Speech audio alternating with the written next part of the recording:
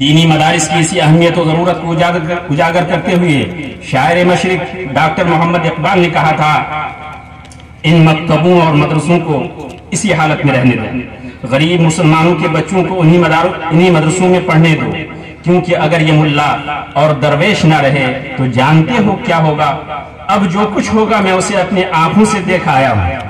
اگر ہندوستان کے مسلمان ان مدرسوں کے اثر سے محروم ہو گئے تو بالکل اسی طرح جس طرح اندلس میں مسلمانوں کی 800 برس حکومت کے باوجود آج غرناطہ اور قرطبہ کے کھنڈرات اور الحمراء کے نشانات کے سوا اسلام کے پیروں اور اسلامی تہذیب کے اثرات کا کوئی نقش نہیں ملتا، ہندوستان میں بھی آگرہ کے تاج محل اور دلی کے لال قلعے کے سوا مسلمانوں کی 800 سالہ حکومت اور ان کی تہذیب کا کوئی نشان نہیں ملے گا۔ ڈاکٹر مقتدی حسن اظہری رحمہ اللہ، جو میرے استاد بھی ہیں، انہوں نے کہا تھا کہ مسئلہ صرف طلبہ کے مستقبل کے اقتصادی پہلو سے نہیں ہے، بلکہ اسے محفوظ بنا دیا جائے یا انہیں سرکاری عہدوں کے قابل بنا دیا جائے، بلکہ اس سے کہیں زیادہ بڑا اور قابل توجہ ہے، یعنی مسلمانوں کے دین اور ان کی تہذیب و تمدن کی حفاظت، اسلامی اصولوں اور اللہ پر ایمان لانے والوں کے لیے یہ موت و حیات کا مسئلہ ہے۔ اسلام کی بقا کتاب و سنت کے سمجھنے پر مبنی ہے، اور یہ فہم عربی زبان اور ان علوم کی تعلیم ہی سے ممکن ہے جو شرعی مقاصد کی معرفت اور احکام کے مستنبط کے ذرائع ہیں، اور یہ بات انہی دینی عربی مدارس ہی سے حاصل ہو سکتی ہے جو فی الواقع دین کے قلعے ہیں، مسلمانوں کی زندگی اور ان کی تاریخ میں بڑی اہمیت ہے۔ مدارس کی اس اہمیت اور ضرورت کو سمجھنے کے بعد یہ بھی ایک حقیقت ہے کہ آج مدارس اسلامیہ اور ان کے فارغین ان کے اغراض و مقاصد اور ان کے اعلیٰ کردار و کاز کو ادا کرنے میں وہ نمایاں کردار ادا نہیں کر پا رہے ہیں جو آج سے 30 سال قبل مدارس ادا کرتے رہے۔ عصر حاضر میں مدارس اسلامیہ زبوں اور تنزل کے شکار ہو گئے، وہاں کے فارغین میں وہ لیاقت و صلاحیت نہیں پیدا ہوتی جو ان سے مطلوب ہے۔ آئیے ہندوستان میں عموماً اور سیمانچل میں خصوصاً پائے جانے والے مدارس کو سامنے رکھ کر ان کی زبوحالی کے اسباب پر غور کرتے ہیں اور ان کا حل تلاش کرنے کی کوشش کرتے ہیں۔ فَأَقُولُ وَبِاللَّهِ التَّوْفِيقِ۔ میں نے تقریباً 16 اسباب کا اس میں ذکر کیا ہے، شاید وقت کافی نہیں ہوگا، اس لیے میں صرف عناوین پڑھ کر کے ایک دو باتیں اس سلسلے میں عرض کر کے اپنی باتیں ختم کروں گا۔ سب سے پہلا سبب جو میں نے ذکر کیا ہے مدارس کی زبوحالی کے اسباب میں سے سب سے پہلا سبب وہ ہے زوال امت کا اثر۔ مدارس کی زبوحالی کے مختلف اسباب میں سے ایک بڑا سبب زوال امت کا اثر ہے۔ یہ حقیقت ہے کہ کوئی بھی قوم جب فاتح رہتی ہے، غالب رہتی ہے، تو اس کا اثر زندگی کے تمام شعبے میں پڑتا ہے۔ اسی طرح جب امت ہماری غالب تھی، پوری دنیا میں وہ فاتح تھی، تو اس کا اثر مدارس پر بھی پڑا، اور جس کی وجہ سے مدارس منظم شکل میں اپنا کام کرتے رہے، اور جو اس کے قیام کا مقصد تھا وہ مقصد بھی مدارس ادا کرتے رہے۔ تو زوال امت یہ سب سے بڑا سبب ہے۔ دوسرا سبب جو مدارس کی زبوحالی کا ہے وہ ہے قیادت اور مرکزیت کا فقدان۔ اگر ہم صرف ہندوستانی سطح پر دیکھیں تو مدارس ہندوستان کے طول و عرض میں مدارس بہت سارے مدارس کے جال بچھے ہوئے، لیکن افسوس اس بات کا ہے کہ ان تمام مدارس کی کوئی ایک قیادت نہیں ہے اور مرکزیت کا اس میں فقدان ہے۔ اگر تمام مدارس کو ایک ہی پلیٹ فارم پر جمع کر دیا جائے اور ان تمام مدارس کو ایک ہی لڑی میں پرو دیا جائے، تمام مدارس کا تعلیمی نصاب یکساں ہو اور ایک لائحہ عمل تیار کر کے تمام مدارس میں نافذ کیا جائے تو شاید مدارس کو زبوحالی سے بچایا جا سکتا ہے۔ تیسرا سبب زبوحالی کا وہ ہے مقصدیت کا فقدان۔ اس پر فضیلت الدکتور عتیق اللہ صاحب نے بات کی ہے، اور یہ سب سے بڑا سبب ہے۔ آج چاہے وہ ارباب مدارس، ذمہ دار مدارس ہوں، اساتذہ ہوں یا طلباء، ان میں مقصدیت کا فقدان پایا جاتا ہے۔ مدارس کھولنے والے ان کے اندر اخلاص واللہیت کی کمی ہوتی ہے، جس مقصد سے مدارس قائم کیے جاتے ہیں اس کا فقدان ہوتا ہے۔ اسی طرح پڑھانے والے جو اساتذہ ہیں ان کے اندر بھی وہ خلوص اور للہیت نہیں ہوتی جو ایک استاد اور مربی اور معلم کے اندر ہونی چاہیے۔ اسی طرح طلباء، آج کل کے جو دینی مدارس میں طلباء پڑھتے ہیں، ان کے یہاں مقصدیت کا اتنا زیادہ فقدان ہوتا ہے کہ ان کا کوئی ٹارگٹ اور ہدف ہوتا ہی نہیں ہے. ان کو یہ پتہ ہی نہیں ہوتا کہ ہم مدرسے میں کیوں آئے ہیں, ہمیں کیا بننا ہے. ان کا کوئی ہدف اور مقصد نہیں ہوتا.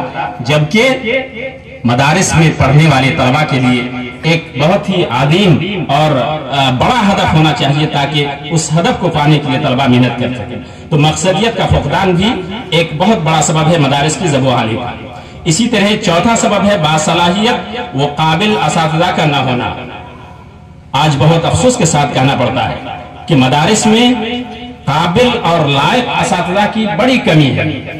بلکہ اگر آپ جائزہ لیں پورے ہندوستان میں جتنے بھی دینی مدارس ہیں وہاں قابل اساتذہ کی بہت زیادہ کمی محسوس کی جا رہی ہے. اور ظاہر بات ہے جب اساتذہ قابل نہیں ہوں گے, لائق و فائق نہیں ہوں گے تو بچے کیسے تیار ہوں گے. اس لیے ضرورت اس بات کی ہے کہ تمام مدارس والے, اگر آپ کو تعلیم سے دلچسپی ہے اور آپ کا ہدف تعلیم ہے تو آپ سب سے پہلے اپنے مدارس میں, اپنے تعلیمی مراکز میں لائق اور باصلاحیت اساتذہ کی تقرری کریں. 5 نمبر ہے سبب طلباء مدارس کا دینی تعلیم سے بے رغبتی اور اخلاص کی کمی. جیسا کہ کہا گیا کہ ہمارے مدارس میں پڑھنے والے طلباء کا کوئی ہدف اور ٹارگٹ نہیں ہوتا. یہ بہت عظیم مقصد ہے میرے بھائیو. یہ صرف جیسا کہ شیخ ڈاکٹر اظہری مقتدی حسن عزیز صاحب کا قول میں نے نقل کیا کہ صرف یہ اقتصادی پہلو نہیں ہے, اقتصاد کا مسئلہ نہیں ہے کہ آپ پڑھنے کے بعد نوکری کیسے ملے گی, بلکہ یہ دین اور ایمان کا مسئلہ ہے, آخرت کا مسئلہ ہے, امت کا مسئلہ ہے. اس لیے بہت عظیم مقصد ہے میرے بھائیو, میرے عزیز طلباء, اس کو سمجھنے کی ضرورت ہے. تو طلباء مدارس کا دینی تعلیم سے بے رغبتی اور ان کے اندر اخلاص کی کمی, یہ بھی مدارس کی ذوب و حالی کا ایک بہت بڑا سبب ہے. اس کے ازالے کی ضرورت ہے. 6 نمبر سبب مدارس کی ذوب و حالی کا وہ ہے دین کی ناقدری, اور شاید اس کو سب سے پہلے ہونا چاہیے تھا. اگر آپ تمام مدارس کا جائزہ لیں, چاہے وہ چھوٹے ہوں یا بڑے ہوں, عورتوں کے مدارس ہوں بنات کے یا بنین کے, سب کے پیچھے جو ذوب و حالی کا سب سے بڑا سبب ہے وہ ہے دین کی ناقدری. آج ہمارے مدارس یعنی آخری سانس لے رہے ہیں, بہت بری حالت میں ہیں, تنزلی کے شکار ہیں. وجہ کیا ہے؟ اگر آپ احوال کا جائزہ لیں اور اسباب کا بغور جائزہ لیں, آپ کے سامنے بات روز روشن کی طرح عیاں ہو جائے گی کہ ان سب کے پیچھے جو بڑا سبب ہے وہ یہ ہے کہ دین کی جو قدر ہمارے دلوں میں ہونی چاہیے وہ نہیں. اصل ہمارا مقصد, ہمارا ٹارگٹ وہ کیا؟ آخرت. ایک مومن سچا اور پکا مسلمان کی نظر میں آخرت اصل ہے. بل تؤثرون الحیات الدنیا والآخرت خیر وابقا. دین اللہ تعالیٰ نے ہم سبوں کو اپنی عبادت کے لیے پیدا کیا, اور عبادت کا طریقہ جہاں سکھایا جاتا ہے وہ مدارس ہے. اسی لیے یہ ایک اہم سوال ہے کہ مدارس پہلے ہیں یا مساجد پہلے؟ پہلے مسجد ہونی چاہیے, پہلے مدرسہ ہونا چاہیے؟ یہ ایک بڑا اہم سوال ہے. شاید جواب مختلف ہوں, لیکن میں کہتا ہوں کہ سب سے مسجد سے بھی پہلے مدرسہ ہونا چاہیے. بلکہ ہر مسجد میں مدرسہ ہوتا ہے, جیسا کہ دار ارقم کا حوالہ دیا گیا, اصحاب صفہ کا حوالہ دیا گیا. کیونکہ اگر آپ کو طریقہ ہی نہیں معلوم ہے عبادت کیسے کریں, اس لیے مدرسہ پہلے, اس کے بعد مسجد, اور مسجد ہی میں مدرسہ ہو تو یہ اور نور علی نور. تو ہمارے مدارس کی جو ذوب و حالی ہے, تنزلی کے شکار ہیں, اس کا سب سے بڑا سبب یہ ہے کہ ہمارے نزدیک دین کی تعلیم کی کوئی اہمیت ہی نہیں. اگر ہمارے دلوں میں دین کی قدر ہوتی تو ان مدارس پر ہم خصوصی توجہ دیتے. بلکہ ہونا یہ چاہیے تھا کہ صدقہ, زکوٰۃ وغیرہ کے پیسے نہ دے کر کے اپنے ذاتی پیسے سے ہم مدرسے چلائیں, اور ایک مخصوص حصہ اپنی آمدنی کا خاص کر دیں ان مدارس کے لیے. تو دین کی ناقدری اور دین بیزاری یہ بہت بڑا سبب ہے. اسی طرح 7واں سبب ہے ذمہ داران کا مخلص نہ ہونا. اس سلسلے میں بات آئی, مدرسہ قائم کریں, دینی تعلیمی مراکز قائم کریں کہ سب سے بنیادی مقصد وہ یہ ہو کہ آپ اللہ کی خوشنودی چاہیں, اللہ کو راضی کرنا یہ مقصد ہو, اور جس مقصد سے آپ نے ادارہ قائم کیا ہے اس پر پوری آپ توجہ مرکوز کریں, پورا فوکس کریں, تعلیم پر پوری توجہ دیں. 8واں سبب ہے گارجین حضرات کا مدارس کے تئیں مخلص و معاون نہ ہونا. بہت سارے گارجین ایسے ہوتے ہیں جن کو خود پتہ نہیں ہوتا کہ ہم اپنے بچے کو مدرسے میں کیوں ڈالتے ہیں. جب کوئی ہدف متعین نہ ہو, ظاہر بات ہے اس کا انجام اور نتیجہ کیا ہوگا آپ سوچ سکتے ہیں. تو جو گارجین حضرات ہیں ان کا بھی یہ مقصد ہے ہونا چاہیے کہ ہم اپنے بچے کو مدرسے میں اس لیے ڈالیں کہ دین و ایمان کی حفاظت ہو سکے، کتاب و سنت کی ٹھوس تعلیم وہ سیکھے اور پوری دنیا انسانیت کے سامنے وہ کتاب و سنت کے علم کو وہ پھیلا سکے، عام کر سکے۔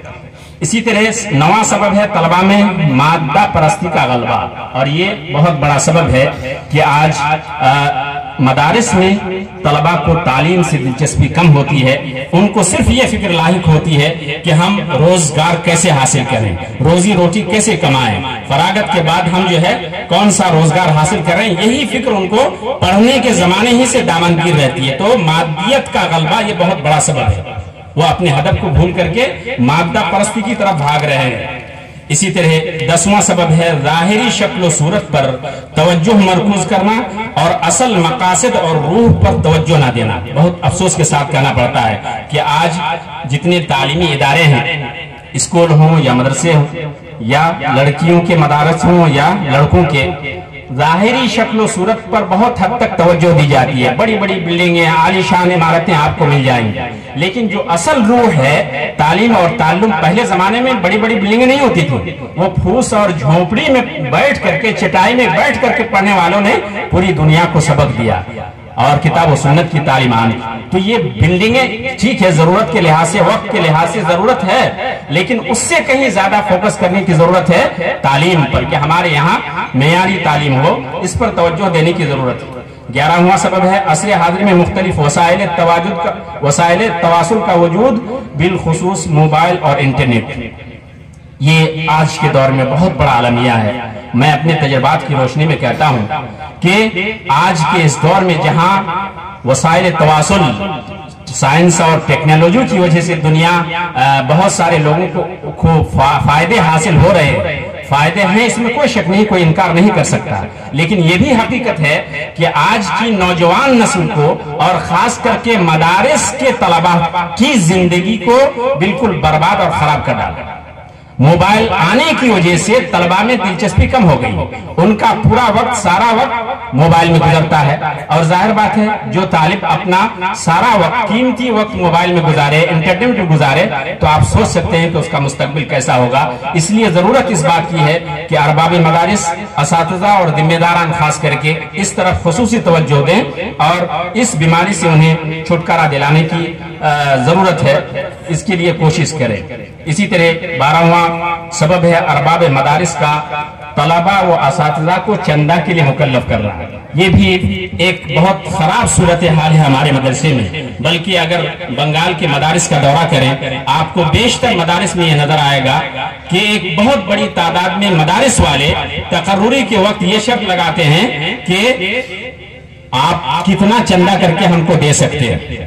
اب ظاہر بات ہے اگر اساتذہ کی تعیین اور تقرری میں آپ کا معیار چندہ کرنا ہو تو آپ یعنی تعلیمی معیار آپ کا کیسا ہو سکتا ہے، آپ سوچ سکتے ہیں۔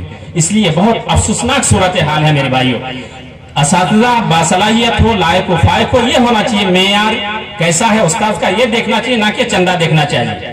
میرے پاس پرچی آ چکی ہے، مجھے ختم کرنا ہے۔ اس کے بعد ایک اور سبب ہے کہ مدارس میں طلبہ کی عمدہ تربیت کا فقدان۔ یہ بھی حقیقت ہے کہ کسی حد تک تعلیم کا انتظام تو ہوتا ہے، چاہے وہ مدارس ہوں یا اسکول، لیکن اچھی تربیت کا اس میں فقدان ہے۔ اسی طرح ایک اور سبب موجودہ طریقہ تعلیم، اس پر لمبی گفتگو ہو سکتی ہے، لیکن خلاصہ یہ ہے کہ مواد کی کثرت، عصری علوم جو ہے اس کی بہت زیادہ داخل نصاب ہونا اور توازن کا نہ ہونا، یہ ایک بہت بڑا فیکٹر اور سبب ہے۔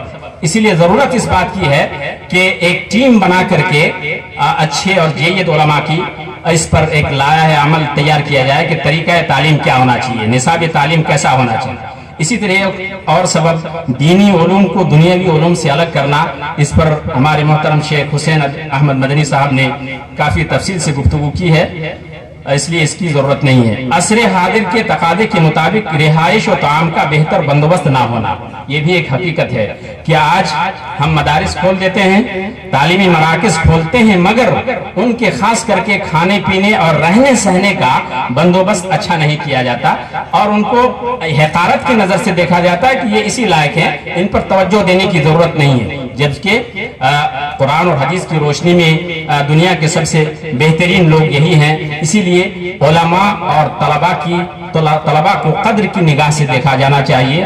خاص کر کے میں ذمہ داران مدارس سے گزارش کروں گا کہ علماء اور طلباء کو قدر کی نگاہ سے دیکھیں. ان اکرمکم عند اللہ اتقاکم. دنیا کو کتاب و سنت کی تعلیم دینے والے لوگ یہی ہیں، علماء اور طلباء. یہی ہمارے اصل سرمایہ ہیں. اس لیے ضرورت اس بات کی ہے کہ ان مدارس کی قدر کی جائے، علماء اور طلباء کی قدر کی جائے. اللہ رب العالمین سے دعا ہے کہ ہمیں ان مدارس کو ذبوحانی کے شکار ہونے سے بچانے کی توفیق عطا فرمائے اور کہی ہوئی ان تمام باتوں پر عمل کرنے کی توفیق عطا فرمائے. وآخر دعوانا ان الحمدللہ رب العالمین. والسلام علیکم ورحمۃ اللہ وبرکاتہ.